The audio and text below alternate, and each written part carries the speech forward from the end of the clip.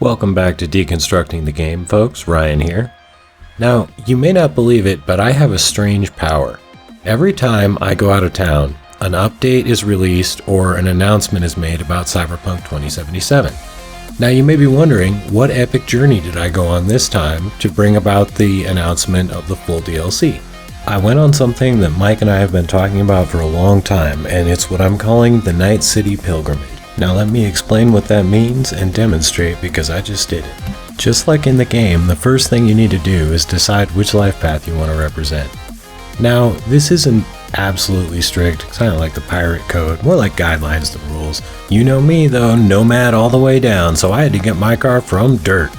This means that I started a project I've been meaning to for years where I wanted to take a couple of Fieros that have been rotting in my parents' yard and put them together into one car that worked. Now, between my friend Vince and I, about $1,000 in parts and a couple weeks of labor, managed to turn it into something worthy of making the trip. Which brings me to the next step. You gotta go to Night City, baby!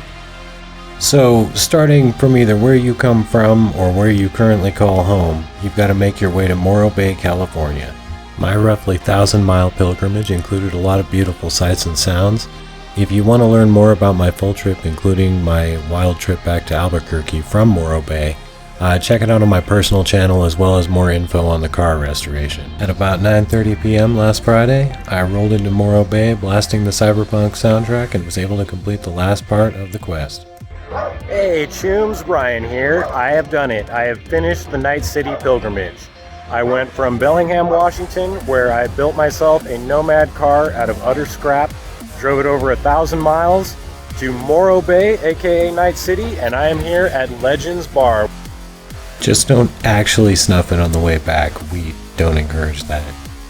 I got this amazing Legends shirt because I am a Night City legend, and I got them to name a drink after me. So if you show up and you order a Ryan LeCoq, you'll get a Virgin Mary with extra olive juice. Now I gotta go home. Before I go, there was one other little part of my quest. Mike and I have long theorized that since game maps are often generated using real-world topographical data as a starting point, and Morro Bay doesn't resemble the changed coastline in the world of Cyberpunk 2077 where Night City is built, that Cyberpunk was actually based on the map of Carmel Bay, which is nearby to the north, and that is what CDPR used as their starting point before designing their map. So of course I had to go there myself and take a look. I did have a lot of beautiful sightseeing, but unfortunately, due to trees growing over all of the viewpoints, I wasn't able to get the really sort of definitive overhead view I was looking for, so I guess the only solution is for Mike and I to fly overhead in a helicopter.